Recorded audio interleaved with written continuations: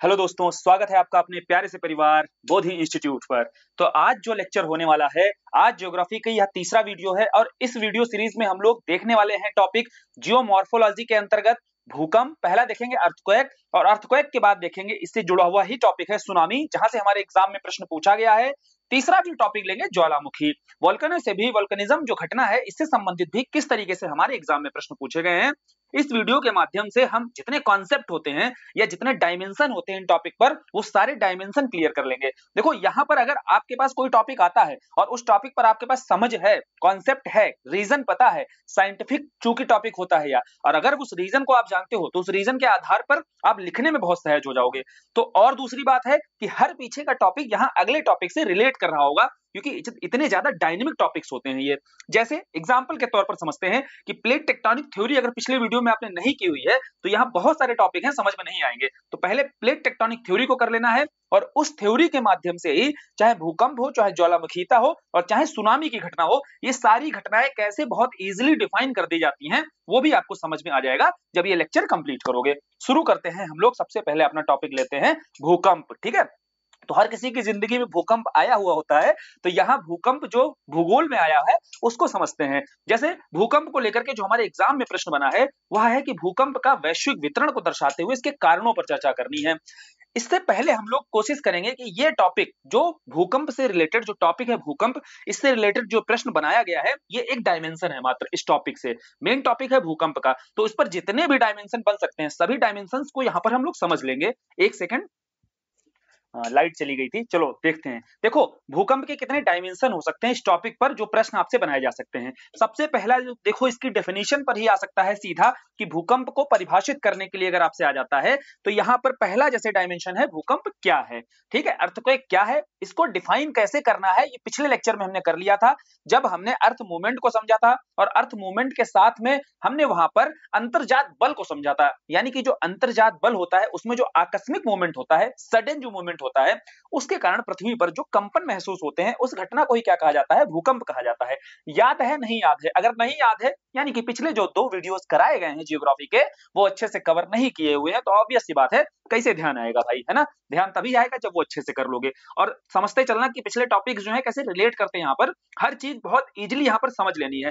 Focus कहाँ रखना है भैया, समझने पर। ठीक है, यहाँ अगर समझ में आ गया, घुस गया एक बार, तो कैसे भी घुमा करके किसी भी भाषा में प्रश्न बना दिया जाएगा, कभी भी लिखने में बिल्कुल दिक्कत नहीं होगी। अदरवाइज कितना भी पढ़ लो यार, लिखने में हमेशा पेन नहीं चलेगा। फिर दूसरा आता है भूकंप के प्रकार आपको बताने हैं। दूसरा पूछा जाता है टाइप्स ऑफ अर्थक्वेक। ठीक है, टाइप्स ऑफ अर्थक्वेक पर क्वेश्चन आता है, अभी इसको देखेंगे कैसे टैकल करना है।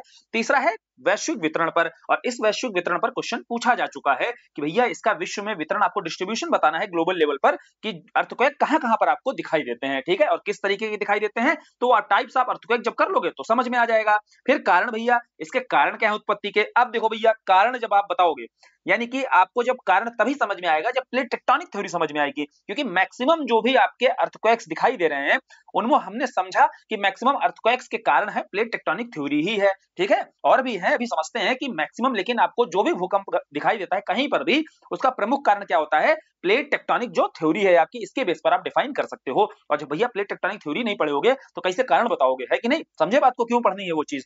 फिर है तीव्रता और परिमाण। अब देखो यहाँ पर इंटेंसिटी और मैग्नीट्यूड को जब भी बताना होगा तो यहाँ इनमें अंतर पूछा जा सकता है, और ये हम आ चुके हैं अब भूकंप से, यानी कि भूकंप वाले टॉपिक को ही GS1 से GS3 की ओर शिफ्ट कर रहे हैं। और यहाँ समझ लेना, खाली इसको यहाँ नहीं करेंगे, GS3 में जब हम लोग डिजास्टर मैनेजमेंट करेंगे वहां पर इन टॉपिक्स को अच्छे से ज्यादा करेंगे। जैसे तीव्रता और परिमाण को लेकर के प्रीलिम्स के स्तर पर भी पढ़ते होंगे कि भैया जो इंटेंसिटी है इसका मापन होता है मर्केरी स्केल में, और जो परिमाण है वो मापा जाता है रिक्टर स्केल में। कहीं भी भूकंप आता है आप लोग सुनते ही होंगे कि भैया बताओ यार कितने रिक्टर स्केल का भूकंप आया है वहां पर, तो 0 से 9 तक का होता है, उसको अलग अलग तरीके से डिफाइन करते हैं। जैसे 3-4 तक का है वो एकदम कोई वहां पर दिक्कत नहीं होती है, फिर 5 से 6 मिड मीडियम रेंज का होता है, फिर 7 से ऊपर जैसे चला जाता है वो भूकंप आपका आपदा बन जाता है। और जैसे भैया भूकंप आपदा बना तो आपदा के साथ ही डिजास्टर मैनेजमेंट वाला जो अपना सब्जेक्ट है वो एक्टिव हो गया। ठीक है, तो यहां समझ में आया कि रिक्टर स्केल पर एक तो परिमाण मापा जाता है और इंटेंसिटी वाला जो मर्केरी स्केल होता है, यानी कि उस भूकंप का उस क्षेत्र में प्रभाव क्या पड़ा हुआ है। ठीक है, उस प्रभाव के चलते ही वहां पर मैनेजमेंट के लिए उपाय किए जाएंगे। क्लियर, समझ में आया कि कैसे डिजास्टर मैनेजमेंट से ये जो अर्थक्वेक वाला टॉपिक है ये कैसे रिलेट करता है। और फिर ये जो इंटेंसिटी है, इस इंटेंसिटी को कौन कौन से ऐसे कारक हैं जो प्रभावित करते हैं। तो इसमें इजीली आपको देखो यहाँ पर केवल इंट्रोड्यूस ही किया जा रहा है, यहाँ डिस्क्राइब नहीं किया जाएगा। क्यों नहीं? क्योंकि ये पेपर 3 का पार्ट है, हम लोग पेपर 1 में कवर कर रहे हैं। जैसे कहीं पर इंटेंसिटी अगर बढ़ रही है तो उसका परिमाण पहले देखा जाएगा। कारण क्या हो सकते हैं? कितने रिक्टर स्केल का भूकंप आया है, दूसरा उसका जो फोकस है। हमने क्या पढ़ा था, जब भूकंप आता है नीचे, हमने देखा कि भूकंप जो आपका जैसे कंपन हो रहा होता है, तो दो फैक्टर हमने वहां पर देखे जब डेफिनेशन लिखी थी। एक तो जहां पर भूकंप की उत्पत्ति होती है उसे भूकंप मूल यानी फोकस कहा जाता है। उसके बाद सबसे पहले जहां पर एहसास होता है उसे हम एपिसेंटर बोलते हैं या अधिकेंद्र बोलते हैं। क्लियर? तो बोले परिमाण पहले समझ में आया, एक वो इंटेंसिटी तय करेगा कितने रिक्टर स्केल का है। दूसरा भैया भूकंप मूल फोकस कितनी दूर बना है, यानी कि धरती से कितनी गहराई पर वह फोकस जो भूकंप मूल है वो बन रहा है, उसके बेस पर ही आपको उसका जो परिणाम है, उसका जो प्रभाव है वो सतह पर दिखाई देगा। क्लियर बात है? फिर तरंगे, जिसमें हम प्रमुख रूप से भी देखेंगे कि जो तरंगे होती हैं PSL वेव्स के रूप में, जो ये वेव्स होती हैं, जनरेट होती हैं यहाँ पर भूकंपी तरंगे जो जानी जाती हैं, तो इनको भी समझेंगे भूकंपी तरंगों को। उस बेस पर भी हम यहाँ पर परिमाण को बता सकते हैं या उसकी इंटेंसिटी को तय कर सकते हैं। फिर चट्टानों की संरचना और धरातली असंतुलन, यानी कि ये जो मानव जनित जो कारण होते हैं, यह भी आपकी भूकंप की इंटेंसिटी को तय करते हैं। ये हमने बोला ना, ये केवल यहाँ इंट्रोड्यूस किया जा रहा है कि भूकंप की इंटेंसिटी जो है, जो उसकी तीव्रता है, उसको डिफाइन करने वाले कारक जब पूछे जाएंगे डिजास्टर मैनेजमेंट पेपर 3 के अंतर्गत, तो उसको कैसे लिखना है। फिर यहाँ देखो जोड़कर भूकंप और ज्वालामुखीता से क्या संबंध है, इसको भी हमने समझ लिया था। जैसे यहाँ भूकंप से रिलेटेड हम सारे टॉपिक्स कवर कर लेंगे, फिर ज्वालामुखीता वाला पार्ट है उसको कवर कर लेंगे। दूसरा कैसे इंटरलिंक करते हैं, ये हमने प्लेट टेक्टोनिक थ्योरी में समझा था कि जब कन्वर्जेंट होता है आपका अभिसारी प्लेट संचलन होता है या अपसारी जो डाइवर्जेंट होता है, ये दोनों ही प्लेट संचलन हो रहे हैं, ये समानांतर हो रहा है, तो कहां कहां पर भूकंप आ रहे हैं और कहां कहां पर ज्वालामुखी आ रहे हैं। यानी कि जहां जहां भूकंप दिखाई दे रहा है, जरूरी नहीं कि हर जगह आपको ज्वालामुखी घटना भी दिखाई दे। जैसे जब कॉन्टिनेंटल आपका हो रहा था संचलन, जैसे महाद्वीपी जब संचलन होता है, अभिसारी संचलन होता है, तो वहां केवल भूकंप है, क्योंकि महाद्वीपी हमने प्लेट देखा ज्यादा गहराई तक नहीं जाती है। जब ज्यादा गहराई तक नहीं जाएगी तो ऑब्वियस सी बात है, बताओ कि क्या वहां पर मैग्मा इतना गर्म होगा? नहीं होगा, तो बाहर नहीं आएगा, तो वहां ज्वालामुखी नहीं दिखाई देगा। तो ऐसे दोनों अंतर संबंधित है। और जहां पर महासागरी महाद्वीपी प्लेट जा रही है, महासागरी प्लेट जा रही है, हमने देखा वहां पर भूकंप भी आ रहा है और वहां ज्वालामुखी भी हो रही है, क्योंकि भैया महासागरी प्लेट उसकी डेंसिटी ज्यादा है, डेंसिटी ज्यादा होने के चलते वो ज्यादा गहराई तक जाती है, और ज्यादा गहराई तक जाने से वहां पर तापमान बढ़ने के साथ भूकंप भी पहले आता है, फिर ज्वालामुखी घटना भी होती है। क्लियर? दोनों में अंतर संबंध कैसे समझ में आया? पिछला वीडियो अगर समझ लिया होगा अच्छे से, तो यहाँ जो चीजें बताई जा रही होंगी एकदम सीधे घुस रही होंगी दिमाग में। और अगर नहीं देखा होगा, प्लेट टेक्टोनिक वाला वीडियो नहीं देखा होगा, तो यहाँ जो चीजें बताई जा रही है वो ऐसे ऊपर से जा रही होंगी एकदम से। ठीक, अब तुम देख लो भैया कहाँ से जा रही हैं। अब आगे चलते हैं, अगला है जैसे भारत में भूकंप की पेटियां, लगे हाथ यही समझ लेते हैं। वैसे डिजास्टर मैनेजमेंट के अंतर्गत ही ये टॉपिक पूछा जाता है कि भारत में प्रमुख रूप से कितनी, देखो कितने भूकंपी जोन है। आपको पता है भूकंपी जोन भारत में कितने हैं वर्तमान समय में? 4 प्रमुख भूकंपी जोन है। अगर आप भारत का एक रफ मैप जैसे ऊपर का बना लो आप, ठीक है, तो भूकंपी जोन को या भारत का ही एक समझ लो मैप ही, रफ मैप बनाए ले रहे हैं हम लोग यहाँ पे, यहीं पे समझ लेते हैं जो भूकंपी पेटियां हैं। देखो 4 भूकंपी जोन है, जिसमें ये आपका जब चले जाओगे हिमालय का, पूर्वी हिमालय के भाग पर जाओगे, तो ये सबसे ज्यादा खतरनाक है, सबसे ज्यादा सेंसिटिव जोन है, जो आपका किसके अंतर्गत भैया रखा जाता है? जोन 5 के अंतर्गत रखा जाता है। क्लियर? तो जोन 5 और जोन 4 देखो जोन 4 आपका कौन सा है? यही आपका भूकंपी क्षेत्र जो हिमालयी क्षेत्र है। तो जोन 4 और जोन 5 सबसे खतरनाक है, सबसे सेंसिटिव है जोन 5।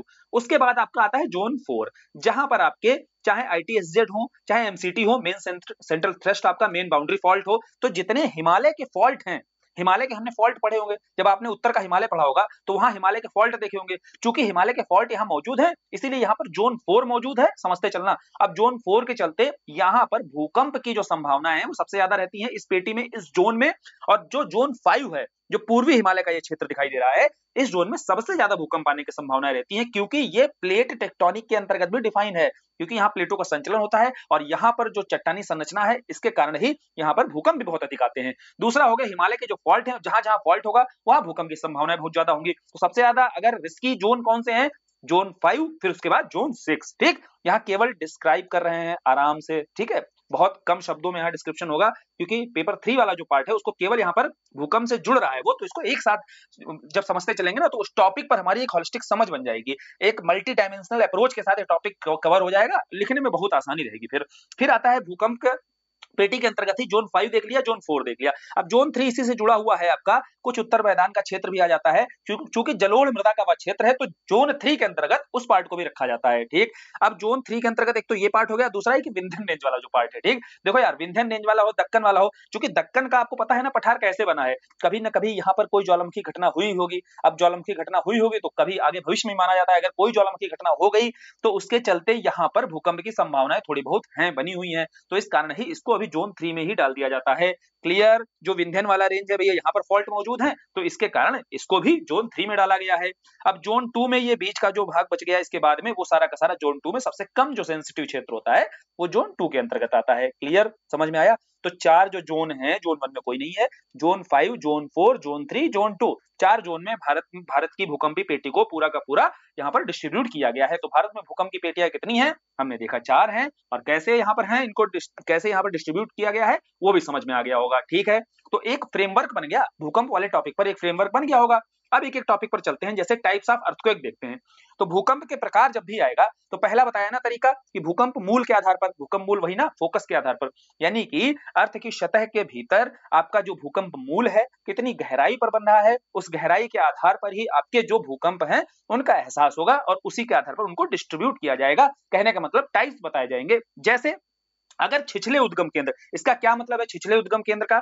यानी कि ये जैसे अर्थ की सरफेस है और छिछला, कोई चीज अगर आपसे बोला जाए छिछला और गहरा, इसमें क्या मतलब है? गहरा मतलब ज्यादा गहराई पर और छिछला मतलब कम गहराई। बोले कम गहराई पर, यानी कि छिछले उद्गम केंद्र के जहां पर भी आपको भूकंप मूल मिल रहा होगा, अगर मान लो सरफेस से नजदीक, छिछले का मतलब तो यही है कि नजदीक पर आपको जहां पर अगर भूकंप मूल बन रहा होगा तो एपिसेंटर भैया तेजी से आएगा और ज्यादा तेज कंपन का एहसास होगा, तो वहां भूकंप भी प्रभावित करेगा ज्यादा वहां लोगों को। क्लियर, जनधन की हानि वहां पर ज्यादा होगी, मध्यम वाले में तुलनात्मक रूप से कम होगी। और जहां गहरे उद्गम केंद्र के, यानी कि बहुत गहराई में जाकर के फोकल बनेगा, उसके बाद एपिसेंटर बनेगा, कहो एहसास ही ना हो। क्लियर, समझ में आया? पहले यहां समझने की कोशिश करना कि इसके आधार पर जो टाइप्स अर्थक्वेक के बताए जाते हैं वो 3 टाइप होते हैं, और ये टाइप किस आधार पर बेस बनाया गया है? भूकंप मूल को, फोकस को यहाँ पर बेस बनाया गया है। ठीक है, तो ये तीनों भूकंप के प्रकार हैं, समझ में आ गए होंगे।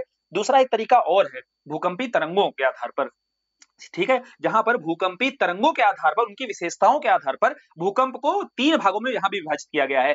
पहला है पी टाइप्स, जो पी वेव्स होती है उनके आधार पर, दूसरा है एस वेव्स के आधार पर, तीसरा एल वेव्स के आधार पर। देखो यार, समझो, बहुत आसानी से समझने की कोशिश करो कि धरती के भीतर कहीं भी जैसे भूकंपी घटना हो रही है, शुरू हो रही है, तो वहां पर सबसे पहले आपको पी वेव्स दिखाई देती हैं, और जो पी तरंगे होती हैं प्राइमरी वेव्स, एस मतलब सेकेंडरी, एल मतलब लव। ठीक है, अब समझते हैं पी प्राइमरी, एल लव, मतलब वैज्ञानिक के आधार पर उनका नाम रखा गया है। पी का मतलब है प्राइमरी। देखो, प्राइमरी जो तरंगे होती हैं ये आपकी अनुदैर्ध्य तरंगे होती हैं। अब अनुदैर्ध्य और अनुप्रस्थ में देखो, अगर याद रखना है ना, तो अनुदैर्ध्य जो होती है इसमें तरंगों की दिशा जो होती है, इसमें कणों का जो कंपन होता है तरंग की दिशा के समानांतर होता है। एक बात बताओ, ऐसे ही जा रही है भैया तरंग और ऐसे ही जा रहे हैं कण, अगर पैरेलल दोनों चल रहे हैं, तो ये एक बात बताओ, ये सरफेस पर क्या ज्यादा यहाँ पर विस्फोट करेंगे या ज्यादा कंपन करेंगे? नहीं करेंगे, क्योंकि दोनों पैरेलल जा रहे हैं, कम नुकसान पहुंचाएंगे। इसीलिए पी तरंगे जो होती हैं, प्राइमरी तरंगे जो होती हैं, ये कम नुकसान पहुंचाती हैं, अनुदैर्ध्य तरंगे नहीं बोला जाता है। अनुप्रस्थ क्या है? बोले जो पस्त कर दें, याद रखने का तरीका है, अनुप्रस्थ तरंगे जो पस्त कर दें। तो एस वेव्स हो या एल वेव्स हो, ये दोनों ही तरंगे, यानी कि पी के बाद जब एल तरंगे आती हैं, तो एल तरंगे देखो, इनमें जो कणों का कंपन होता है लंबवत होता है। जैसे तरंग ये ऐसे जा रही है, ठीक है, तरंग ऐसे जा रही है और कण जो है इस तरीके से इसके लंबवत कंपन करेंगे। तो बताओ यार, तरंग आगे की ओर जा रही है और कण जो है ऐसे ऐसे लंबवत कंपन करते हुए जाएंगे, तो ये ज्यादा कंपन करेंगे कि नहीं करेंगे? ज्यादा हानि होगी यहाँ पर? बोले बिल्कुल होगी। तो एस तरंगे जो है ज्यादा हानिकारक होती हैं। तो इस आधार पर जो भूकंप है वहां पर उसका प्रभाव दिखाई देगा। वहां पर हम कहेंगे एस टाइप से, जब ज्यादा कहीं पे क्षति हो रही होगी तो वहां समझाने की कोशिश की जाएगी ये एस टाइप्स तरंगों का ही प्रभाव है, यहाँ पर एस वेव्स का प्रभाव है। और फिर यही एल वेव्स हैं। एल वेव्स देखो, लव वेव्स होती हैं, धरातल के जो समीप चलती हैं, ये धरातल से दूर है दोनों पी और एस। इनसे सबसे ज्यादा प्रभाव अगर कहीं पर पड़ता है भूकंप का तो एल वेव्स के कारण पड़ता है। जहां पर एल वेव्स आपको दिखाई देंगी वो एक तो धरातल के समीप है, भैया सतह के समीप है, हम रह रहे सतह पर हैं, और यहाँ पर लंबवत अगर कण कंपन कर रहे होंगे और सतह के समीप होंगे, तो सबसे ज्यादा अगर कहीं पर नकारात्मक प्रभाव पड़ता है भूकंप के चलते तो एल वेव्स के कारण पड़ता है। तो एक तीसरी तरीके से डिफाइन किया जाता है, P waves, S waves, L waves, इनके आधार पर कैसे भूकंप को भूकंप के टाइप्स को निर्धारित किया जाता है, क्लियर हो गया। दूसरा टाइप कौन सा था, भूकंप मूल के आधार पर, यानी कि फोकस जो बनता है, और ये फोकस को भी देखो डिफाइन किया गया है। कैसे डिफाइन किया गया है, अगर 70 किलोमीटर की दूरी पर, अगर 70 किलोमीटर की दूरी पर आपका भूकंप मूल बन रहा है तो वो आपका छिछले उद्गम केंद्र का भूकंप कहलाएगा। अगर 300 किलोमीटर तक, यानी कि गहराई में 300 किलोमीटर तक है तो मध्यम उद्गम केंद्र का, और अगर 700 किलोमीटर की गहराई पर भैया बन रहा है फोकस तो वो कहलाएगा गहरे उद्गम केंद्र का। क्लियर, समझ में आया। तो ये देखो आप फिगर भी बना सकते हो वहां पर, ये पी एस और एल का भी फिगर बनाया जा सकता है। इन चीजों को देखो आप जैसे ही वहां पर फिगर या डायग्राम के माध्यम से रिप्रेजेंट कर दोगे अपनी कही हुई बात को, जो बातें बताई गई हैं उसके साथ इस फिगर को भी आप बता दोगे तो आपके लिए आसान हो जाएगा एग्जामिनर को समझाना और एग्जामिनर को समझना भी आसान हो जाएगा। क्लियर। अब आगे चलते हैं, थोड़ा सा टाइप्स देख लिया। अब जो क्वेश्चन हमारे एग्जाम में आया है, जैसे भूकंप के प्रकार हमने देखे, 2 प्रकार हमने समझे किस आधार पर भूकंप के टाइप्स बताए जाते हैं। तीसरा हमने देखा कि इसका वैश्विक वितरण थोड़ा समझ लेते हैं। देखो वैश्विक वितरण जब समझेंगे तो इसको प्लेट टेक्टोनिक के साथ भी समझने की कोशिश करना है। प्लेट टेक्टोनिक में क्या भैया, अभिसारी जो प्लेट संचलन है, अपसारी प्लेट संचलन है, समानांतर प्लेट संचलन है, 3 ही तो टाइप के मूवमेंट थे। अभिसारी मतलब है जो पास पास प्लेटें आ रही हो, अपसारी मतलब है जहां दूर दूर प्लेटें जा रही हो, है ना, महा, और जो प्लेट समानांतर है उसमें पैरेलल में जो प्लेटें चल रही हो। अब इसके चलते देखो कौन कौन से भूकंप कहाँ आएंगे, बहुत आसानी से वैश्विक वितरण समझ लो, वैश्विक वितरण के साथ में प्लेट टेक्टोनिक से ये देख लो भैया कहां पर किस तरीके के भूकंप आएंगे, कहां छिछले, कहां मध्यम उद्गम केंद्र वाले, कहां गहरे उद्गम केंद्र वाले। अभी बहुत आसानी समझ में आ जाएगा अगर प्लेट विवर्तनिकी जो सिद्धांत है उसको समझ लिया है। जैसे वैश्विक वितरण पर गए तो जो नॉर्थ अमेरिका और साउथ अमेरिका वाला क्षेत्र है यहाँ पर, ठीक, परिप्रशांत पेटी है। एक तो ये प्रशांत महासागर का ये पूर्वी भाग है कि नहीं, प्रशांत महासागर का, देखो इधर तो पूरा प्रशांत महासागर ही है, इसका जो पूर्वी भाग है, दूसरा एक इधर भी प्रशांत महासागर है भाई, है ना, तो प्रशांत महासागर का जो पश्चिमी भाग है, बोले इन दोनों के किनारों पर प्रशांत महासागर की पेटी यही कहलाती है। तो इन दोनों के किनारों पर आपको यहाँ पर भूकंप दिखाई देगा। अब बोले भूकंप क्यों दिखाई देगा, यहाँ समझते हैं, और किस तरीके के भूकंप यहाँ दिखाई देंगे।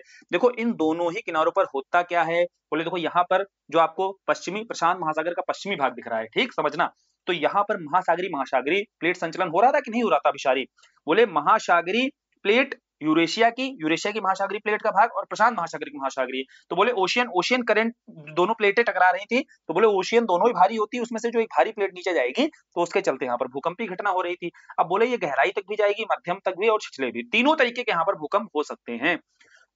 ठीक है, इस किनारे पर भी और इस किनारे पर भी, क्योंकि जो महासागरी प्लेट है वो गहराई तक जाती है, तो गहराई तक जाने के चलते वहां पर हो सकता है कभी गहराई में आपका जो उद्गम केंद्र बने, फोकस बने, जो गहराई में भूकंप मूल बनेगा, इसके चलते गहरे उद्गम केंद्र के भूकंप आएंगे। अगर मध्य में कहीं भूकंप मूल बन रहा होगा तो मध्यम वाले आएंगे, ऊपर ही बन रहा होगा तो छिछले वाले आएंगे कि नहीं आएंगे, बोले ठीक है आएंगे, समझ में आया। तो इन जगहों पर जो भूकंप आते हैं वो गहरे, मध्यम, छिछले तीनों तरीके के उद्गम केंद्र वाले भूकंप आते हैं। क्लियर हुआ, प्लेट टेक्टोनिक से रिलेट करके क्लियर कर पाए।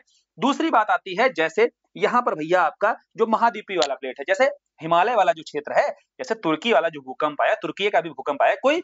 अब एक बात और समझना है यहाँ पर, जैसे वैश्विक वितरण पर प्रश्न आया तो कोई कंटेम्परेरी अगर कोई भी कहीं पर घटना हो रही है, कोई समकालीन घटना हो रही है, जैसे तुर्की में भूकंप आया, तुर्की में म्यांमार के क्षेत्र में भूकंप आया, इसको तुरंत इंट्रोड्यूस करो इंट्रोडक्शन में। जैसे इंट्रोडक्शन में आप कोई भी करंट की न्यूज को लिखते हुए अपना पार्ट शुरू करते हो आगे, तो उसका और मजेदार इंपैक्ट पड़ता है। तो जैसे इसको इंट्रोड्यूस करते हुए आप भी शुरू कर सकते हो अपने इंट्रोडक्शन के पार्ट को। फिर आपने बताया कि ये जो भाग है भैया भारत वाला, हिमालय वाला, यहाँ हमने देखा था हो तो रहा था अभिसारी वाला ही, बोले अभिसारी प्लेट संचलन हो तो रहा है यहाँ पर, लेकिन यहाँ किस तरीके का है, यहाँ 2 महाद्वीपीय प्लेटें आ रही थी। याद करो क्या बताया था कि जब 2 महाद्वीपीय प्लेटें पास पास आती हैं तो महाद्वीपीय प्लेटें चूंकि हल्की होती हैं तो ये कम गहराई तक जाती हैं। जब बोले कम गहराई तक जा रही हैं तो बताओ क्या यहाँ गहरे उद्गम केंद्र के भूकंप आ सकते हैं, नहीं आ सकते हैं, ऐसे ही समझा दो आप। तो बोले यहाँ पर जो भूकंप आएंगे जहां पर महाद्वीपीय प्लेटें टकराएंगी क्योंकि कम गहराई तक जाएंगी, प्लेट टेक्टोनिक थ्योरी लग रही ना, जब कम गहराई तक जाएंगी तो यहाँ पर छिछले और मध्यम उद्गम केंद्र के ही भूकंप आएंगे। क्लियर, समझ में आया।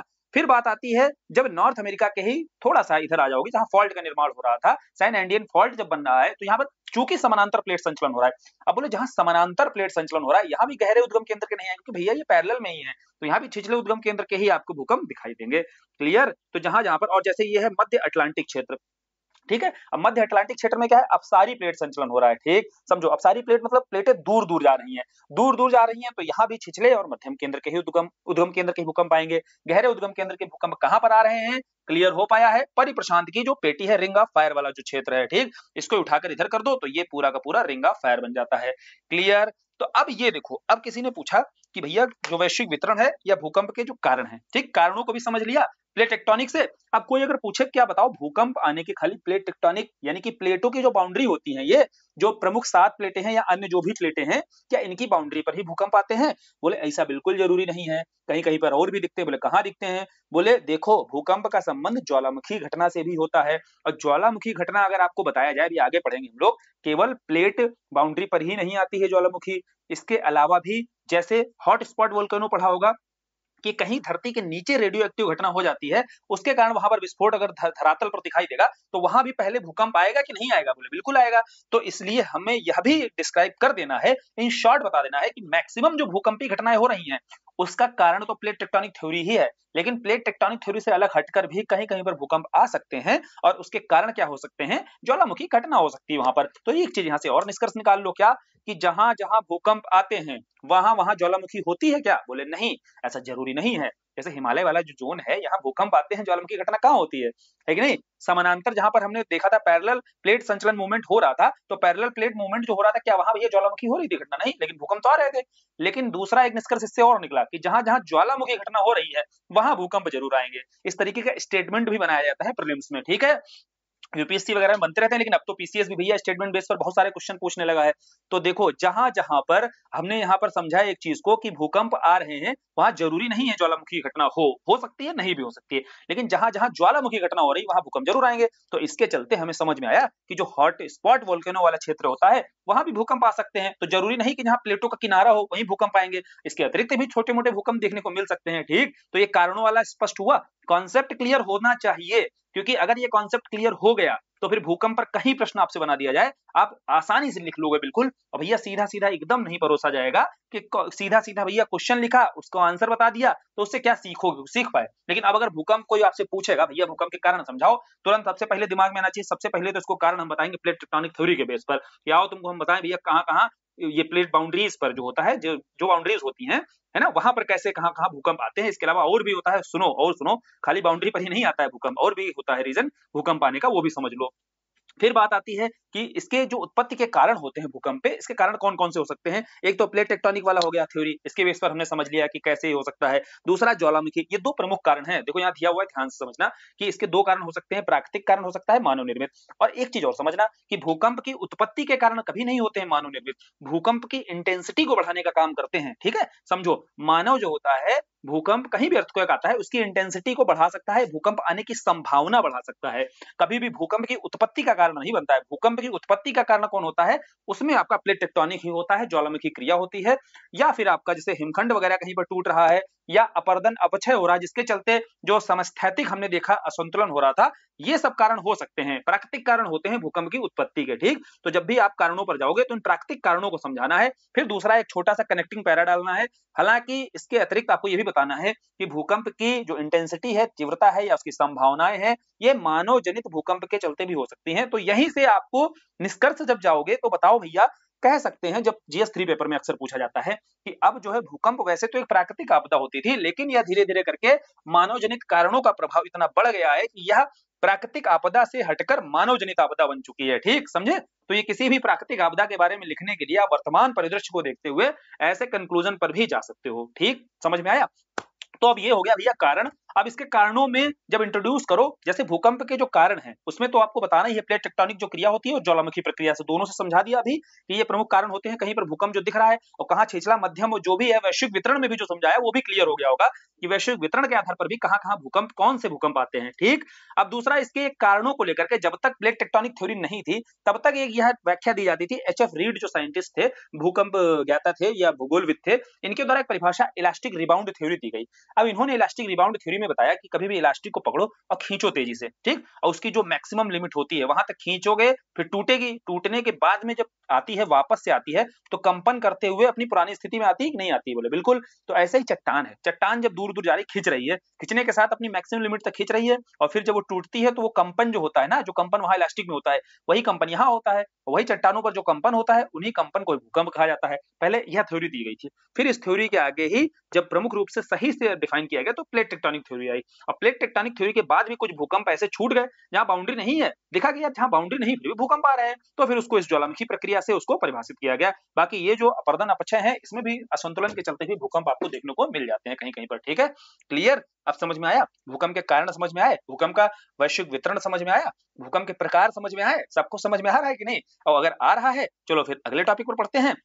यहाँ देखो वही प्रभाव दिया हुआ है, पेपर 3 का वैसे टॉपिक है कि इसके जो नकारात्मक प्रभाव और सकारात्मक प्रभाव दोनों पर टॉपिक पर यहाँ चर्चा कर देनी है। जब भी भूकंप के प्रभाव में आपको बताना है, मैक्सिमम तो आपको देखो नकारात्मक ही दिखाई देंगे, कुछ आपको बता देना है, हालांकि कुछ सकारात्मक भी है, जैसे काली मृदा का निर्माण वहां पर होना, पृथ्वी की जो आंतरिक संरचना है उसकी जानकारी होना। वैसे तो मैक्सिमम आपको नकारात्मक ही दिखाई देंगे, चाहे आधारभूत इंफ्रास्ट्रक्चर वहां का बर्बाद हो जाए, चाहे भ्रंशन की घटना हिमस्खलन हो जाए, सुनामी भी आ सकती है, जो वहां की बायोडाइवर्सिटी है उसका ह्रास हो सकता है, मानव जीवन जो है प्रभावित हो सकता है बुरी तरीके से, तो ये सब इसके नकारात्मक प्रभाव हैं। क्लियर? तो ये सब इसके नकारात्मक प्रभाव हैं। हमने देखा कि प्राकृतिक कारण प्रमुख होता है, मानव जनित जितने कारण हैं, जैसे चाहे वो आवासीय संरचना हो, अतिक्रमण कर रहा हो, चाहे अत्यधिक माइनिंग कर रहा हो, ये सब क्या है भैया, जहां मानव का हस्तक्षेप बढ़ रहा है, ये सब इंटेंसिटी को बढ़ाने वाले कारक हैं, संभावनाओं को बढ़ाने वाले कारक हैं। ठीक, प्रमुख रूप से समझ में आया? इसको GS3 के टॉपिक भी यहाँ शामिल इसलिए कर दिया है ताकि आप यहाँ पर जोड़ सको, रिलेट कर सको। जब GS3 डिजास्टर मैनेजमेंट पढ़ने जाओ तो भूकंप का जो ज्योग्राफी वाला पार्ट है वही डिफाइन करेगा आपको मैनेज करने के लिए। अब जब भैया आपको कारण ही नहीं पता होंगे तो आप वहां पर सोल्यूशन कैसे खोजोगे? तो सोल्यूशन खोजने के लिए आपको कारण पर यहाँ पर स्पष्टता होनी चाहिए, इसलिए यहाँ पर जोड़कर आपको बता दिया गया है और नोट्स में भी दे दिया जाएगा। ठीक है, अब आगे चलते हैं, अगला टॉपिक है सुनामी।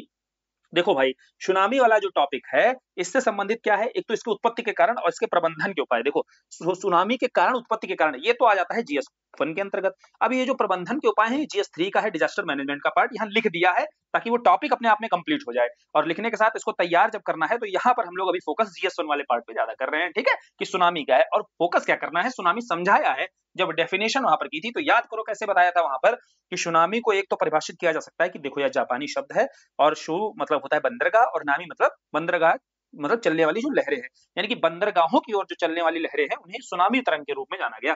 और सुनामी अपने आप में आपदा कब बनती है? अब देखो प्राकृतिक आपदा कब बनती है, एक बात और बताई थी कि बंदरगाह जैसे यह है तट है, ठीक है, तट की ओर बहुत सारी तरंगे चल रही हैं, ठीक है, तरंगे आ रही हैं, क्या बंदरगाह की ओर चलने वाली सभी तरंगे आप सुनामी होती हैं क्या? बोले बिल्कुल नहीं होती हैं। सुनामी बंदरगाह की ओर केवल चलने वाली वही तरंगे होती हैं जो प्राकृतिक आपदा या भूकंप के कारण उत्पन्न होती हैं। इसका मतलब यह है कि भूकंप अगर बंदरगाह के निकट कहीं आ रहा होगा तो वह जो है अपने आप में जो लहरें हैं, जो तरंगे हैं, जब बंदरगाह की ओर जाएंगी तो वहां भारी मात्रा में जनधन की हानि करेंगी और वहीं वहां पर सुनामी कहलाएंगी। क्लियर?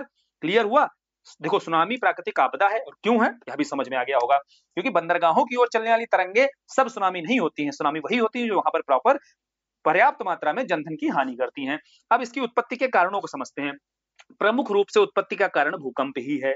अब देखो भूकंप का कारण क्या है, अभी हमने पीछे समझा कि भूकंप का कारण है अभिसारी प्लेट संचलन, अपसारी प्लेट संचलन, समानांतर प्लेट संचलन। इसको अब समझते हैं। अभिसारी जो होता है, देखो समझना बात को यहाँ पर बहुत अच्छे से समझ लेना कि कहां पर भैया सुनामी आ सकती है। ये बताओ यार, जहां जहां भूकंप आ रहा है हर जगह क्या सुनामी आएगी क्या?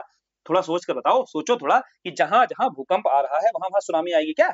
बोले नहीं आएगी। क्यों नहीं आएगी? समझो बात को। यहाँ पर सुनामी कहाँ आती है? बोले महासागर में आती है। तो जहां महासागर महासागर प्लेट टकराएंगी या महाद्वीपी महासागर प्लेट टकराएंगी वही चांसेस ज्यादा होंगे, और वो भी टकराएंगी कहां पर? जब बंदरगाह के निकट में, यानी कि बंदरगाह के निकट टकराएंगी तभी वहां भूकंप आएगा अगर, और भूकंप के बाद ही उसके आसपास के क्षेत्र में सुनामी आने की संभावनाएं होती हैं। जैसे प्रशांत महासागर का हमने देखा, ये पूर्वी भाग है, तो वहां पर जब टकराएगा महासागर महाद्वीपी प्लेट से तो वहां चांसेस बनेंगे सुनामी आने के। दूसरा हमने देखा महासागर महासागर वाला, ठीक है, जो जापानी द्वीप समूह वाला क्षेत्र है, तो यहाँ पर जब प्लेटें टकराएंगी, क्योंकि यह भी महासागर के क्षेत्र में है, तो यहाँ पर संभावनाएं बनेंगी तट पर सुनामी आने की। क्लियर? समझते चलना, ध्यान से सुनना। तीसरा एक फैक्टर है महाद्वीपी महाद्वीपी, यानी कि जो हिमालयन क्षेत्र है, जब बताओ यहाँ प्लेटें टकराएंगी भूकंप तो आएगा कि नहीं आएगा? बोले हाँ आएगा। लेकिन भूकंप के साथ में क्या सुनामी आएगी? बोले नहीं आएगी। क्यों? क्योंकि यहाँ तट ही नहीं है। ठीक है, यहाँ तो महाद्वीप महाद्वीप प्लेट टकरा रही हैं, तो इस बाउंड्री पर सुनामी कहां से आएगी जब यहाँ महासागर ही नहीं है? तो बोले देखो भूकंप हर जगह जहां भूकंप आता है वहां सुनामी जरूरी नहीं है, लेकिन कहां कहां सुनामी आ सकती है ये क्लियर हो गया होगा। देखो प्लेट टेक्टोनिक इतनी बार रिवाइज हो जाएगी ना, अभी ज्वालामुखी में भी रिवाइज होगी, ठीक, और इतनी दिमाग में घुस जाएगी, कैसे नहीं घुसेगी, बार बार रिवीजन जब होता चलेगा। फिर दूसरा एक कारण देखो हो सकता है सुनामी आने का ज्वालामुखी उद्गम। उद्गार। देखो कहीं पर वहीं पर अगर ज्वालामुखी उद्गार की घटना हो जाती है तो उसके कारण भी भूकंप आएगा। भाई भूकंप आने का एक कारण ज्वालामुखी प्रक्रिया भी थी कि नहीं थी? बोले हाँ थी। तो बोले जब ज्वालामुखी उद्गार होगा तो ज्वालामुखी उद्गार के चलते भी वहां पर भूकंप आ सकता है और वहां सुनामी की घटना हो सकती है। फिर भूस्खलन वगैरह अगर हो जाता है तो भूस्खलन के कारण भी जलस्तर में वृद्धि होती है, तब भी सुनामी के चांसेस बढ़ जाते हैं। लेकिन प्रमुख चांस क्या है, प्रमुख कारण क्या है? भूकंपी घटना। तो उस भूकंपी घटना कहां हो? बंदरगाह के निकट हो, यह प्रमुख कारण होता है। बाकी अन्य कारण जो होते हैं वो मिनिमल फैक्टर होते हैं। क्लियर? तो समझ में आया? ये फिगर भी बनाया, इसको समझ भी लिया, समझ लिया कि नहीं समझ लिया? मजा आ रहा है तो फिर बताओ भाई, कमेंट करके बताया करो अगर मजा आया करे। फिर आते हैं सुनामी के प्रभाव पर। देखो इसका प्रभाव क्या पड़ेगा, ऑब्वियस सी बात है, चाहे जनधन की हानि हो, पर्यावरण पर प्रभाव हो, चाहे भू आकृतिक जो है वहां पर जो प्रभाव देखने को मिले, चाहे महासागरीय जीवन हो, सभी पर जितने भी इसके आप समझ लीजिएगा जो भी डायमेंशन आप लिख सकते हो, ठीक, जितने भी आप यहाँ कैसे रिलेट करोगे, जहां सुनामी आ रही है महासागर में तो उनका जो जनजीवन है, और जहां प्रभावित कर रहा है बंदरगाह को तो वहां का जनजीवन बुरी तरह प्रभावित होगा, और वहां के आसपास का जो पर्यावरण है उस पर प्रभाव पड़ेगा, ठीक है। या फिर आपका जो भू आकृतियां है, जहां पर बनी इंफ्रास्ट्रक्चर है उस पर नकारात्मक प्रभाव डालेगा। तो ये सुनामी के सारे नकारात्मक प्रभाव है, आप इजीली बता सकते हो इनको। मैनेजमेंट पर आते हैं तो मैनेजमेंट को दो तरीके से किया जाता है, एक तो सरकार के स्तर से, दूसरा वहां रहने वाले लोगों के स्तर से। जैसे तमिलनाडु के क्षेत्र में जब सुनामी की घटना होती है तो वहां पर देखो, वहां पर स्थानीय लोग भी क्या कर सकते हैं, ऑब्वियस सी बात है, जब डिजास्टर मैनेजमेंट में पढ़ेंगे तो वहां हम लोग देखेंगे कि अब डिजास्टर मैनेजमेंट को लेकर जो प्लानिंग हो रही है, जैसे जो भी हमारे डिजास्टर मैनेजमेंट रेगुलेटिंग एक्ट आए हुए हैं, या फिर जो फोर्सेस वहां पर कार्य करती हैं, तो वो कार्य करती हैं आपदा से पहले क्या करना चाहिए, आपदा के दौरान जब सुनामी आ गई तो क्या करना चाहिए, और आपदा जब सुनामी आ चुकी है उसके बाद क्या करना चाहिए। 3 स्टेप्स होते हैं इसको मैनेज करने के। इसको अच्छे से देख लें कि पहले भाई जैसे वृक्षारोपण करो, पर्यावरण अनुकूल डेवलपमेंट पर कार्य करो, ठीक, वल्नरेबिलिटी को समझते हुए वहां पर जो आजीविका है उसका संचालन करो। फिर सरकार के स्तर पर जो तकनीक है उसका भी प्रयोग किया जाता है, पहले लोगों को वार्न कर दिया जाता है। ये सब देखो बिल्कुल कॉमन सेंस के बेस पर तो समझो ना यार। इसी आधार पर वहां पर जब मैनेज करेंगे हम लोग TS3 के अंतर्गत, तो इस आपदा को भी मैनेज कर लेंगे, चाहे भूकंप हो चाहे सुनामी हो, सभी आपदाओं को मैनेज किया जाएगा। जो एक फ्रेमवर्क बनाया गया है, चाहे हुगो डी फ्रेमवर्क बनाया गया हो, चाहे सेंडाई फ्रेमवर्क बनाया गया हो, सबको बहुत अच्छे से समझेंगे। दो टॉपिक हमारे हो चुके हैं कवर, भूकंप और सुनामी। अब देखते हैं तीसरा टॉपिक भी यहीं पर करते हैं, ज्वालामुखी वाला। ठीक है, अब आते हैं ज्वालामुखी वाले पार्ट पर। तो ज्वालामुखी वाला जो टॉपिक है उसको कैसे देखो पूछा जा सकता है हमारे एग्जाम में। सबसे पहले तो प्रक्रिया पूछी जा सकती है। देखो प्रक्रिया, जब भी ज्वालामुखी संबंधी कोई भी प्रोसेस फिनोमिना पूछा जाएगा, वोल्केनिज्म जब भी पूछा जाएगा, ज्वालामुखीता आया है एग्जाम में क्वेश्चन, तो इसको डेफिनेशन बनाने में तो कठिनाई होनी नहीं चाहिए। अंतरजात वही यार, इंडो जो आपका जेनेटिक जो मूवमेंट है, जो फोर्स है, इसके चलते, अंतरजात बल के चलते जो भी आपका सडन मूवमेंट हो रहा है, अब उस सडन मूवमेंट के कारण ही जो उद्गार हो रहा है, ठीक, उसके कारण ही जो तापमान बढ़ रहा है, तापमान बढ़ने के चलते मैग्मा जो सतह पर आ रहा है, वही घटना पूरी प्रोसेस क्या कहलाता है, उसमें मैग्मा बाहर आता है, गैसें बाहर आती है, विघटित पदार्थ बाहर आता है। याद है एक फिगर बना हुआ था, यहाँ पर तापमान बढ़ता है, ठीक, अंतर्जात बल जो है आपका, अंतर्जात बल है जिसमें आपका सडन, जो आपका सडन मूवमेंट है, अचानक होने वाला मूवमेंट है, इसके चलते ही आपका जो मैग्मा बाहर आता है, या फिर गैसें बाहर आती हैं, गैसेस फॉर्म भी आता है, विखंडित पदार्थ भी बाहर आता है। यही पूरी घटना प्रोसेस क्या कहलाता है, वोल्केनिज्म कहलाता है, ज्वालामुखीता कहलाती है। ठीक, तो अब डेफिनेशन लिखने में तो कठिनाई आई नहीं रही होगी, क्योंकि अगर डेफिनेशन लिखना सीख गए यहाँ से, उस चार्ट को अगर अच्छे से देख लिया, तो कोई भी प्रोसेस है, जियोमॉर्फोलॉजी में कोई फिनोमिना है, पर्वत निर्माण भी अगर आ गया तो इसी तरीके से बस पटल विरूपण संचलन हो जाएगा, यानी कि स्लोली मूवमेंट, और जो फास्ट मूवमेंट हो रहा था उसके चलते ये सारी घटनाएं हो रही थी। बोला ना, एक एक टॉपिक को अच्छे से समझ लेंगे, वो चार्ट भी काम आएगा, प्लेट टेक्टोनिक थ्योरी भी काम आएगी। पहला दूसरा वीडियो बहुत ज्यादा इंपॉर्टेंट है, उसको जरूर देख लेना यार।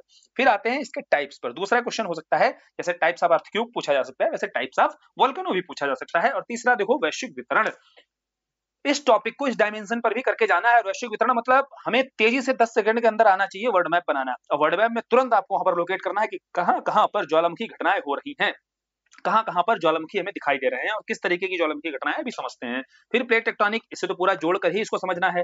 वैश्विक वितरण या प्लेट टेक्टोनिक व ज्वालामुखी में संबंध कैसे है, इन दोनों प्रोसेस को एक साथ जोड़कर देखना है। फिर ज्वालामुखी स्थलाकृतियां, लैंड फॉर्म्स पर भी क्वेश्चन आते हैं। जैसे जब भी ज्वालामुखी घटना होती है तो ज्वालामुखी घटना जहां जमीन के भीतर, देखो मैग्मा तो नीचे जमीन के भीतर भैया गर्म हो रहा है कि नहीं हो रहा है, बोले गर्म होने के बाद बाहर आ रहा है, तो बोले कुछ स्थलाकृतियां बाहर बन रही हैं और कुछ स्थलाकृतियां बाद में, मैग्मा ठंडा भी तो होगा वहां पर, और ठंडा होने के बाद भी तो कुछ स्थलाकृतियां बनेंगी, तो धरती के भीतर, धरती के बाहर। तो इस तरीके से क्वेश्चन बनाया गया है कि ज्वालामुखी से निर्मित जो बाह्य स्थलाकृतियां हैं और जो आंतरिक स्थलाकृतियां हैं, इन दोनों को ही यहाँ पर डिस्क्राइब करना था, बताना था। क्लियर? यहाँ एक क्वेश्चन देखो इस पर आ चुका है। और ज्वालामुखी जो उद्गार होता है, विस्फोट होता है, इसके क्या कारण है, आओ समझते हैं एक एक करके। जितने डायमेंशन पर यहाँ प्रश्न बन सकते हैं, बढ़िया से कॉन्सेप्ट क्लियर करते हैं एकदम ज्वालामुखी पर। वोल्केनो इसके बाद में जिंदगी में नहीं आना चाहिए, न भूकंप आना चाहिए, क्योंकि इस पर इतनी समझ हो जानी चाहिए कि कुछ भी लिखने को आएगा, इससे कोई भी टॉपिक घुमाकर कैसे भी क्वेश्चन जोड़कर पूछेगा, सभी टॉपिक पर लिखने के लिए आराम से आपका पेन एकदम मक्खन की तरह भागना चाहिए। ठीक, सबसे पहले भैया ज्वालामुखी क्या होता है, अब इसकी परिभाषा नहीं यहाँ पढ़ेंगे, सतही है, जो यहाँ बताई है, जो बता दी है, लिख ली होगी ना वो कि नहीं लिख ली है, उसको भी साइड में लिख लेना और उसी को यूज करना। लिखना क्या है समझ लो यार, उस चार्ट को खाली बना लो, उस चार्ट के बेस पर सारी डेफिनेशन खुद बना लोगे। ठीक, अब आते हैं टाइप्स पर। प्रकार यहाँ पर देखो, यहाँ पर जो टाइप्स हैं, एक तो है उद्गार की अवधि, टाइमिंग के आधार पर। ये तो पीटी के स्तर पर खूब पढ़े होगे, है ना। ये क्वेश्चन कैसे पूछा जाता है, कौन सा बताओ भैया इसमें से सक्रिय ज्वालामुखी है, कौन सा शांत ज्वालामुखी है, कौन सा प्रक्षुब्ध ज्वालामुखी है, खूब पढ़े होगे। तो इसको भी यहाँ पर एक टाइप ये बता देना है। ठीक, इसको बहुत ज्यादा डिफाइन नहीं करना है, पर इतना बताना है सक्रिय वो ज्वालामुखी होते हैं जहां से निरंतर उद्गार होता रहता है, यानी कि केवल हम देख रहे हैं उसकी ड्यूरेशन के बेस पर हम यहाँ समझ रहे हैं कि जहां भैया लगातार हम देख रहे हैं विस्फोट हो रहा है, तो सक्रिय प्रकार के एक्टिव ज्वालामुखी हैं। ठीक, और इनएक्टिव कौन से भैया, जहां पर कुछ समय के लिए हुआ है, अभी फिर से हो सकता है कभी भी, वो इनएक्टिव होते हैं। और डेड कौन से होते हैं, जो पूरी तरीके से जहां उद्गार समाप्त हो चुका है, वहां पर भैया मैग्मा गर्म नहीं हो पाएगा, कभी उद्गार नहीं होगा।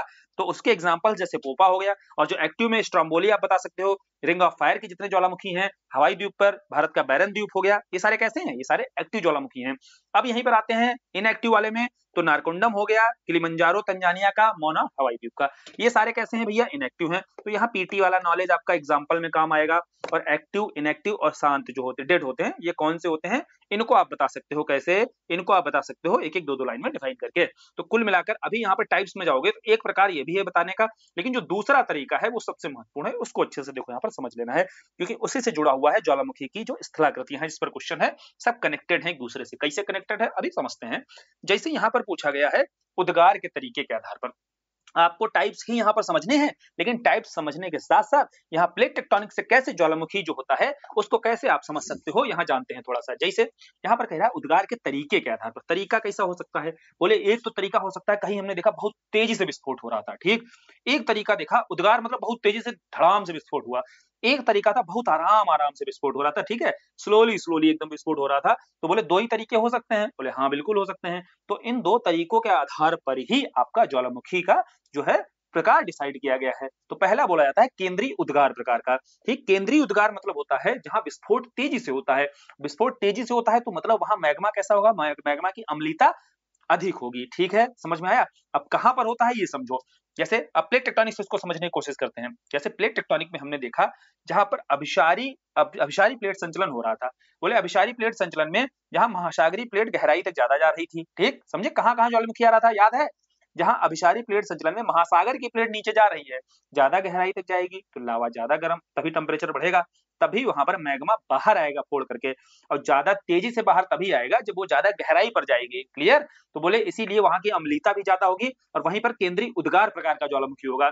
लेकिन दूसरी ओर एक अपसारी हमने पढ़ा था, अपसारी जो प्लेट संचलन होता है उसमें देखो प्रेशर तो कम हो रहा था ऊपर से, तो नीचे ज्वालामुखी विस्फोट की संभावना, मैग्मा के बाहर आने की संभावनाएं तो हैं, लेकिन क्या उतनी तीव्र गति से आएगा, नहीं आएगा। तो यहाँ पर दरारी उद्भेदन प्रकार का, क्योंकि यहाँ पर भैया क्षारीयता अधिक होगी वहां पर। ठीक है, जो बशाल चट्टानें होंगी तो क्षारीयता अधिक होगी। अब क्षारीयता ज्यादा होने के चलते वहां पर जो मैग्मा बाहर आता है, तो मैग्मा आपने देखा था कि वहां महासागरीय कटक का निर्माण करता है, ज्वालामुखी कटक का निर्माण कर देगा, ज्वालामुखी के पठार का निर्माण कर देगा। समझ में आया। शांत प्रकार की ज्वालामुखी क्रिया होती है और इसे दरारी उद्भेदन प्रकार की क्रिया बोलते हैं। कौन सी हो गई, दो ही प्रकार की हो गई भैया। एक केंद्रीय उद्भेदन, केंद्रीय उद्गार का मतलब क्या होता है, जहां महासागरीय प्लेट भीतर जा रही है, प्लेट टेक्टोनिक से जोड़कर समझो, यानी कि तीव्र विस्फोट होगा, महासागरीय भीतर जाएगी, तापमान बहुत बढ़ेगा और तेजी से विस्फोट होगा, तो वो आपकी कहलाएगी केंद्रीय उद्गार प्रकार की। ठीक है, जो अभिसारी प्लेट संचलन की आपको बाउंड्री होती है वहां पर दिखाई देती है। दूसरी जो अपसारी प्लेट संचलन है, यानी अपसारी मतलब क्या था भैया, अपसारी मतलब आपका डाइवर्जेंट, दूर दूर जा रही थी, है ना, और कन्वर्जेंट में भैया पास पास आ रही थी, तो वहां तेजी से विस्फोट वाला जो ज्वालामुखी हो रहा था। अब जब दूर दूर जा रही है, दूर दूर जाने के चलते यहाँ पर आराम से आपको कटक और पठार आपको दिखाई देंगे बनते हुए, क्योंकि यहाँ पर क्षारीयता अधिक है, जिस कारण यहाँ दरारी उद्भेदन प्रकार की ज्वालामुखी प्रक्रिया होगी।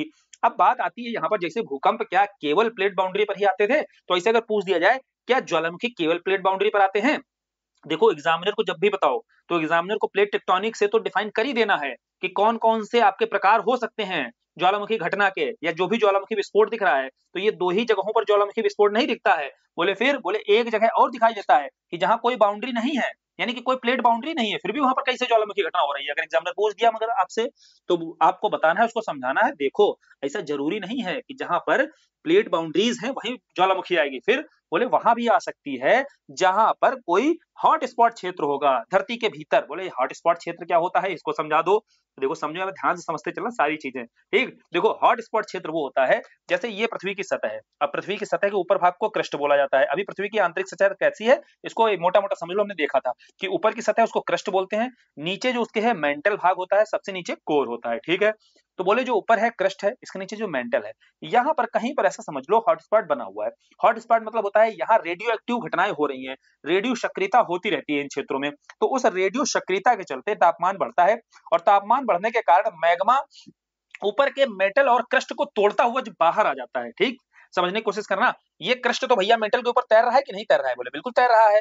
बोले अब मैग्मा यहाँ पर नीचे गर्म हो रहा है, गर्म होने के बाद इस क्रस्ट को फोड़ता हुआ कहीं बीच में अचानक से बाहर निकला। बोले यहाँ पर कोई प्लेट व्लेट तो थी नहीं बाउंड्री। बोले प्लेट बाउंड्री यहाँ थी नहीं, कैसे निकला, बोले नीचे जो रेडियो एक्टिविटी हुई, उस रेडियो एक्टिविटी के कारण मैग्मा जब बाहर निकला तो वहां पर जो विस्फोट हुआ, तेजी से ज्वालामुखी उद्गार हुआ, तो वही आपका इंट्रा प्लेट वोल्केनिज्म की घटना है। अंतरा प्लेट जो आपका ज्वालामुखीता है, तो ये अंतरा प्लेट समझे, बाकी सारे अंतर प्लेट हैं, ठीक है। इंटर प्लेट यानी कि कोई ना कोई प्लेट टकरा रही है, और ये है इंट्रा प्लेट। इंट्रा प्लेट मतलब है कि कोई एक ही सिंगल प्लेट है, उसी सिंगल प्लेट पर किसी स्थल खंड पर जो ज्वालामुखी घटना आपको दिखाई दे रही है। समझ गए, क्लियर हो गया। अब बोले इसके कारण नीचे जो क्षेत्र है उसी को हॉटस्पॉट क्षेत्र कहा जाता है, जहां से मैग्मा आपका तोड़ते हुए बाहर निकलता है। इससे जुड़ा हुआ एक टर्म है, यूपीएससी में पीवाईक्यू में पूछा गया था, तो यूपी पीसीएस भी चांसेस बन जाते हैं कि अगर पूछ दिया, जैसे क्वेश्चन पूछा गया मेंटल प्लूम, मेंटल प्लूम को परिभाषित करना है। अब पृथ्वी के जो भीतर का भाग है क्रस्ट के नीचे का, उसको मेंटल कहते हैं। बोले कहीं वहीं से जुड़ा हुआ होगा कुछ ना कुछ, बोले बिल्कुल होगा।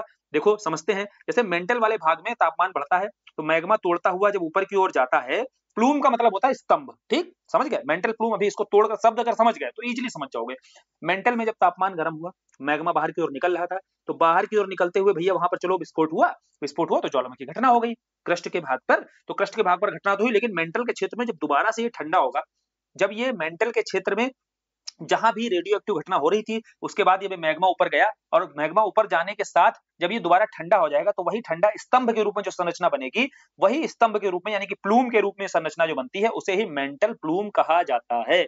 क्लियर। तो मेंटल प्लूम कोई कहेगा परिभाषित कर दोगे ना, तो ये इंट्राप्लेट जो वोल्केनिज्म है इसी का ही एक पार्ट है। बोले यहीं पर जो हॉटस्पॉट बनता था, उसे मैग्मा जो ऊपर जाएगा, तो मैग्मा ऊपर जाने के साथ जो स्तंभ जैसी संरचना, ठंडा होने के बाद जब वो स्तंभ जैसी संरचना बन जाएगी, वही मेंटल प्लूम कहलाएगी। और सुनो यार एक बात को, ठीक, जो चीजें जैसे यहाँ पर अभी समझाई है, इस चीज को अगर नोट्स में ये चीज नहीं है, नोट्स की तो भी पीडीएफ पूरी कंप्लीट दे दी जाएगी ज्योग्राफी की, जो चीज नोट्स में ना हुआ अगर उस चीज को नोट्स में वहां पर लिख लिया करो, उसकी हार्ड कॉपी निकलवा लो या साइड में लिख लो, अपनी कॉपी पर लिख लो, फिर उसको वहां पर नोट डाउन करके ऐड कर लो पॉइंट्स को, ठीक है। सारी चीजें अब सोचो यार यहाँ पर लिखाई जाए तो आपका टाइम भी ज्यादा जाएगा। दूसरी चीज है कि आपको समझने का जो फ्लो होगा ना वो टूट जाएगा। यहाँ समझने वाले फ्लो पर फोकस ज्यादा रखना है, क्योंकि एक बार समझ लिया फिर अपने शब्दों में लिखना आपके लिए भी आसान हो जाएगा, ठीक है। तो ये हो गया इंट्राप्लेट वोल्केनिज्म में मेंटल प्लूम की जो घटना होती है। अब बोले मेंटल प्लूम क्या होता है, कोई आपसे पूछेगा समझा दोगे ना, बोले भैया देखो इंट्राप्लेट वोल्केनिज्म से है। अब वोल्केनिज्म जो है आपका ज्वालामुखीता है, इसका कारण मात्र प्लेट टेक्टोनिक नहीं है, ये भी समझा दोगे, लेकिन ये नहीं कि डिटेल में इसको ही समझा दिया, डिटेल में तो इसी को बताना है, ये वाला पार्ट ही कि ज्वालामुखी जो उद्गार हो रहा है उसका जो इंट्राप्लेट के बजाय जो इंटरप्लेट है आपका, वो ज्यादा जिम्मेदार है। यानी कि जो प्लेटें टकराती हैं, और प्लेटें टकराने में भी कहां कहां ज्वालामुखी होता है, इसको कई बार आप देखो बोल दिया है कि हर जगह भूकंप आ रहा है लेकिन ज्वालामुखी नहीं, लेकिन कहां ज्वालामुखी घटना हो रही है ये तो क्लियर है, और जहां जहां ज्वालामुखी घटना हो रही है वहां भूकंप तो आ ही आ रहा है, क्योंकि सब में अंतर संबंध बताते हुए क्वेश्चन अगर पूछा जाएगा कि भूकंप, ज्वालामुखीता, सुनामी, इनमें अंतर संबंध बताओ, तो अंतर संबंध तभी क्लियर होगा जब तीनों पर समझ आपकी बन जाएगी अच्छी। अब मुझे लगता है कि अब बहुत अच्छे से समझ इन पर बन गई होगी। अब ये देखो, जब सीधा सीधा अगर प्रश्न इसी पर आ जाए, केंद्रीय जो उद्गार वाले होते हैं, तेजी से विस्फोटकता वाले जो ज्वालामुखी होते हैं, तो कई प्रकार के, तो जैसे हवाईयन ज्वालामुखी होता है, स्ट्राम्बोली प्रकार का होता है, वोल्केनो, वेसुवियस और पिलियन, ये 5 प्रकार के देखो ज्वालामुखी प्रक्रियाएं होती हैं, और ये विस्फोटकता के आधार पर तय होता है। जैसे जब आप हवाईयन से पिलियन की ओर जाओगे, हवाईयन, स्ट्राम्बोलियन, वोल्केनो, वेसुवियस और पिलियन, तो हवाईयन से जब पिलियन की ओर जाओगे तो विस्फोटकता जो होती है आपकी बढ़ती है, और गाढ़ापन जो होता है वो भी बढ़ता रहता है। ऑब्वियस सी बात है, जब मैग्मा ज्यादा गाढ़ा होगा तो तेजी से विस्फोट के साथ बाहर निकलेगा, यानी कि उसकी अम्लता ज्यादा होगी, ठीक है। तो इस कारण ही आपका हवाईयन से लेकर पिलियन तक जब आप जाओगे तो इस ओर जाने पर विस्फोटकता भी बढ़ती है और गाढ़ापन भी बढ़ता है, जिससे और तेजी से विस्फोट वाले आपको ज्वालामुखी दिखाई देते हैं। अगर इनमें पूछा जाए सबसे ज्यादा विस्फोटकता किसकी होगी, तो पिलियन तुल्य जो ज्वालामुखी होते हैं उनकी विस्फोटकता सबसे ज्यादा होती है। क्लियर। तो टाइप्स देख लिए, टाइप्स में एक टाइप देखा हमने उसके ड्यूरेशन के बेस पर, दूसरा देखा उद्गार के बेस, उद्गार मतलब विस्फोट के बेस पर, जो शांत तरीके से विस्फोट होता है जहां पर, तो वो अलग है टाइप हमने देख लिया, दरारी उद्भेदन जो होता है, और चूंकि वो अपसारी प्लेट जो संचलन होता है उससे हम डिफाइन कर देंगे उसको। दूसरा हमने देखा केंद्रीय उद्गार वाला, तेजी से विस्फोट वाला, इसको हम अभिसारी वाले से डिफाइन कर देंगे। इसके अलावा अपसारी अभिसारी से हमने दोनों कर दिए। इसके अलावा एक और होता है इंट्राप्लेट, यानी कि जहां पर इंटरप्लेट नहीं हो रहा है, इंट्राप्लेट जहां हॉट स्पॉट वाले क्षेत्र हैं वहां पर जैसे ज्वालामुखी गुच्छा जो बनता है, ज्वालामुखी श्रृंखला जो बनती है। अब यार ज्वालामुखी अगर श्रृंखला कोई पूछ दे कैसे बनती है, देखो इसको बहुत आसान समझ लो, इंट्राप्लेट वाले में कैसे बन जाती है, ऐसे ही समझो, कहानी सुनो यार, इससे समझ में आ जाएगा क्या वहां, फिर इसको बना देना फिगर में तुरंत। जैसे मेंटल वाला पार्ट है जो, अब मेंटल वाले पार्ट में हमने देखा था हॉट स्पॉट बन रहा था। अब चूंकि क्रस्ट हमने देखा, क्रस्ट तो ऊपर तैरता रहता है, तैरता है कि नहीं, क्रस्ट जो है वो तो मेंटल के ऊपर तैरता रहता है। बोले देखो मेंटल के इस पार्ट में जहां भी गर्म हो रहा होगा, ठीक है, मैग्मा, मैग्मा जो है गर्म होते हुए बाहर निकलेगा, इस सतह पर निकला मान लो फोड़ करके, ठीक। तो एक इस सतह पर आपका ज्वालामुखी घटना हुई, लेकिन कुछ समय के बाद वो प्लेट तो संचलन कर रही है, प्लेट तो मूवमेंट हो रहा है, प्लेट मूवमेंट करते हुए आगे चल गई। अब बोले दोबारा विस्फोट होगा तो उसके और आगे दूसरी जगह पर विस्फोट होगा कि नहीं होगा। तो इसी आधार पर पूरी एक जो श्रृंखला बन जाएगी, ज्वालामुखी श्रृंखला कैसे बनती समझ में आया। क्योंकि मेंटल वाला पार्ट वो तो फिक्स ही वहां पर है, तो मूवमेंट जो है इस मेंटल वाले पार्ट पर किसका हो रहा है, क्रस्ट का हो रहा है। तो इसीलिए क्रस्ट में आगे बढ़ते हुए, आगे बढ़ेगा क्रस्ट, नीचे से विस्फोट होगा, और विस्फोट होने के साथ यानी हॉटस्पॉट बनेगा, हॉटस्पॉट से जब मैग्मा बाहर आएगा तो एक श्रृंखला का ऊपर सतह पर निर्माण कर देगा। तो ऐसे ही ज्वालामुखी श्रृंखला या ज्वालामुखी गुच्छा का निर्माण होता है, ठीक है। घटना कौन सी है, इंट्रा प्लेट वोल्केनो है। जो इंट्रा प्लेट वोल्केनिज्म है, इस घटना के कारण ही ज्वालामुखी श्रृंखला हो या ज्वालामुखी गुच्छा हो, इनका निर्माण होता है, ठीक, समझ में आया। अब इसका जो वैश्विक वितरण है, देखो इसका जो वैश्विक वितरण है उसको कैसे समझना है, यहाँ देख लो आसानी से समझ में आ जाएगा।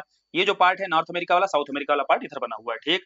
अब रिंग ऑफ फायर कौन सा पार्ट बोला जाता है, हमने यहाँ समझ लिया है कि ये जो पार्ट है भैया ज्वालामुखी द्वीप वाला, जो जापानी द्वीप समूह वाला, जापानी आइलैंड फिलीपींस वाला जो पार्ट है एक ये, और ये नॉर्थ अमेरिका का जो किनारा है ये, तो ये पूरा का पूरा पार्ट क्या है भैया, ये पूरा का पूरा पार्ट है रिंग ऑफ फायर। और रिंग ऑफ फायर क्यों बोलते हैं, अब इसको भी बताना पड़ेगा क्या यार, इतनी बार बता दिया है कि अभिसारी प्लेट संचलन यहाँ पर हो रहा है, महासागरीय प्लेट नीचे जा रही है, तो यहाँ पर ज्वालामुखी हो ही रही है घटना, तो इसीलिए इसको रिंग ऑफ फायर बोला जाता है, क्लियर।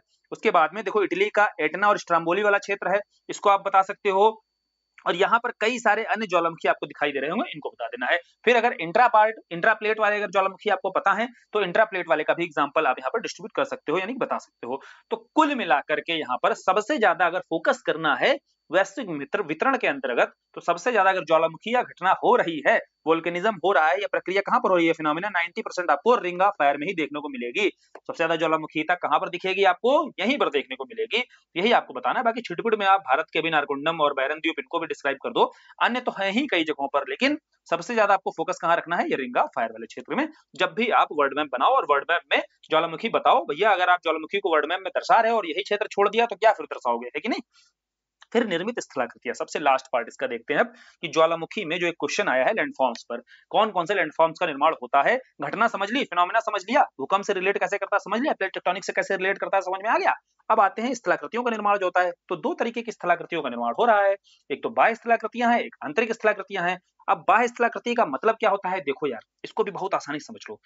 देखो बाह्य स्थलाकृति मतलब है कि सरफेस है, सरफेस के बाहर विस्फोट करके जब लावा बाहर आता है तो जो मैग्मा बाहर आता है तो लावा के रूप में ठंडा होता है। अब बोले देखो जब तेजी से विस्फोट होगा, जब हमने केंद्रीय दरार प्रकार का देखा तो वहां पर शंकु का निर्माण होता है, ठीक, ध्यान रखना। जब तेजी से विस्फोट हो रहा है तो शंकु या पर्वत का निर्माण हो रहा है, ठीक। तो ज्वालामुखी शंकु और ज्वालामुखी पर्वत कहां पर बनते हैं, जहां तेजी से विस्फोट होता है, ठीक समझना। और जहां पर दरारी उद्भेदन था, हमने देखा था बहुत प्यार से जहां विस्फोट हो रहा था, तो वहां पर प्यार से विस्फोट होगा तो ज्यादा ऊंचाई तक तो होगा नहीं भैया, उछलेगा नहीं, है कि नहीं। तो प्यार से आराम से निकलेगा और धीरे धीरे फैल जाएगा, तो बोले पठार बन जाएंगे वहां पर कटक बन जाएंगे, ठीक है, छोटे छोटे कम ऊंचाई के कटक बन जाएंगे। तो इस तरीके के कटक और पठार ये सब कहां निर्मित होंगे, ज्वालामुखी पठार। बोले ये बाहर जो स्थलाकृतियां दे रही हैं, जो बाहर स्थलाकृतियां दिख रही हैं, इसके कारणों को भी समझाया जा रहा है कि स्थलाकृतियां जो निर्मित हो रही हैं वो कैसे समझ रहे हैं हम यहाँ पर, कि कैसे ज्वालामुखी शंकु बन रहा है, कैसे ज्वालामुखी पठार बन रहा है, ज्वालामुखी पर्वतों का निर्माण हो रहा है। इसके अलावा फिर इसी के अन्य प्रकार होते हैं, कंपोजिट आपका परपोषित ज्वालामुखी काल्डेरा। काल्डेरा तो पता ही होगा ना, देखो ज्वालामुखी काल्डेरा क्या होता है, जो घटना होती है, अब घटना के बाद में जो ऊपर भाग आपका, जैसे अगर मान लो कोई भी तालाब समझ लो, ठीक है, अब तालाब में आपका जब जल भर जाता है तो वही आपका काल्डेरा कहलाता है, ठीक। तो अब यहाँ समझना है कि जो भी स्थलाकृतियां ज्वालामुखी प्रक्रिया के बाद निर्मित होती हैं वो सारी यही हैं। कौन सी? ज्वालामुखी शंकु, ज्वालामुखी पठार, ज्वालामुखी पर्वत, आपका हो गया ज्वालामुखी कॉल्डेरा हो गया। ये सारी स्थलाकृतियां बाहर आपको दिखाई दे रही है स्थल खंड पर। अब जमीन के भीतर भी तो कुछ स्थलाकृतियों का निर्माण हो रहा होगा, बिल्कुल हो रहा होगा। जैसे आपकी जो ऊर्ध्वाधर है स्थलाकृति तो आपकी डाइक कहलाती है, और यदि क्षैतिज रूप में कोई स्थलाकृति बनी हुई है तो आपकी सिल कहलाती है। फिर वहीं लैकोलिथ और लेपोलिथ, जो दो आपको लैंडफॉर्म्स और दिखाई देंगे। जैसे लैकोलिथ जो है आपका उल्टा कटोरा से समझो, और लोपोलिथ क्या है भैया? सीधा कटोरा। ठीक है, लैकोलिथ क्या है भैया? लैकोलिथ है आपका उल्टा कटोरा, और लेपोलिथ क्या है भैया? सीधा कटोरा, ऐसे समझ लो। ठीक है, क्लियर? क्लियर हुआ कि नहीं? और उसके बाद में है फैकोलिथ। जमीन के भीतर ही आपका फैकोलिथ बन रहा है। इसमें देखो आपको अवनति उपनति दोनों दिखाई देंगी, यानी कि फैकोलिथ की संरचना और फैकोलिथ की संरचना में आपको अपनति और अवनति दोनों ही संरचनाएं जब दिखाई देंगी, यानी कि ये सारी जो संरचनाएं बन रही है, ध्यान देना, ये जितनी dike, sill, laccolith, lopolith, phacolith, ये जितनी संरचनाएं बन रही हैं ये सतह के भीतर है। ये सतह के भीतर इन संरचनाओं का निर्माण होता है, फिर उनका नामकरण किया जाता है। क्लियर? तो ये याद करने वाली सीधी सीधी चीजें हैं, सीधी रटने वाली हैं कि जमीन के बाहर, सतह के बाहर जो ज्वालामुखी उद्गार के बाद स्थलाकृतियां बनती हैं उनके कारण समझ लिया, और जमीन के भीतर जो उनके साइज, यानी कि अगर वो ऊर्ध्वाधर है, अगर वो क्षैतिज है, और यदि इस संरचना में आपको उल्टा कटोरा, सीधा कटोरा की तरह, और इस तरीके से आपको अवनति और अपनति जो दिखाई दे रही है, तो ये संरचनाओं के बेस पर इनका जो नामकरण किया गया, फैकोलिथ, लोकोलिथ, लोपोलिथ, तो ये सब तो रटी डालने हैं। ठीक है, रटना है, पीटी के स्तर पर ज्यादा महत्वपूर्ण होते हैं, लेकिन मेंस के स्तर पर भी देखो स्थलाकृतियों, क्योंकि ये फैक्चुअल भी बहुत ज्यादा क्वेश्चंस आते हैं, तो इसीलिए इनको बिल्कुल याद करके रखना है, ताकि स्थलाकृतियों पर आए तो सीधा सीधा याद करके एकदम छाप देना है जाके एग्जामिनर को सामने। ठीक है, फिर उद्गार के जो कारण है ये तो हमने समझ ही लिए हैं। प्रमुख कारण क्या है भैया? वही तापमान जो बढ़ता है, चट्टानें नीचे जाती हैं, चट्टानें पिघलती हैं, पिघलने के बाद फिर बाहर आती हैं, मैग्मा निकलता है जो लावा के रूप में, विखंडित गैसें निकलती हैं, विखंडित पदार्थ निकलता है। यही सब कारण बनते हैं आपके किस चीज के? ज्वालामुखीता के। तो ज्वालामुखी प्रक्रिया समझ में आ गई। बोले हमने यहाँ से प्रोसेस समझ लिया, हमने यहाँ से कौन कौन से प्रोसेस समझे? भूकंप के देखो हमने कारण सारे समझे, टाइप समझ लिए भूकंप के, प्लेट टेक्टोनिक से उसका क्या रिलेशन है वो समझ लिया। ठीक है, उसके बाद ज्वालामुखीता समझी। अब ज्वालामुखीता के कारण टाइप्स भी समझे हमने, टाइप के साथ इससे लैंडफॉर्म्स जो बनते हैं वो समझ लिए। सुनामी को समझा, सुनामी में प्रमुख कारण हमने भूकंप को देखा, और इसके साथ ज्वालामुखीता भी प्रमुख रूप से कारक के रूप में जिम्मेदार है। अब इन टॉपिक से क्वेश्चन उठाना है। अब अपनी जिम्मेदारी क्या है? इन टॉपिक से उठाकर देखना। पहले तो ये टॉपिक्स जो बताए गए हैं, जो भूकंप, ज्वालामुखी, सुनामी, इन टॉपिक्स पर अब बताओ भैया, क्लास जब शुरू की थी अब हो गई है क्लास खत्म। क्लास खत्म होने के बाद में कॉन्सेप्ट के लेवल पर यहाँ पर इन तीनों टॉपिक से मेंस के स्तर पर जैसे कॉन्सेप्ट जरूरी होते हैं लिखने के लिए, वो बन गए हैं या नहीं बन गए हैं? और अगर बन गए हैं तो अब आप जाकर के क्वेश्चंस देखना, और अभी क्वेश्चंस को अगर शॉर्ट फॉर्म में भी देखोगे तो जो चीजें यहाँ समझाई गई थी ना, वो अपने आप में एक मॉडल आंसर के रूप में आपको दिखाई देंगी, और वो मॉडल आंसर आपके लिए पढ़ना आसान रहेगा। एकदम आसान इसलिए रहेगा क्योंकि सब समझ में आ रहा होगा मोस्टली। अगर समझ में आ रहा होगा तो फिर भैया बढ़िया, एकदम फीडबैक आपको अपना देना है, और फीडबैक देने के साथ साथ आपको बताना है कि अगर कुछ चीजें नहीं भी समझ में आ रही वो भी बताओ, उस पर भी कोशिश की जाएगी, और उस पर भी क्लियर करने की कोशिश की जाएगी, कहीं भी कंफ्यूजन अगर होगा। आज की क्लास के लिए धन्यवाद।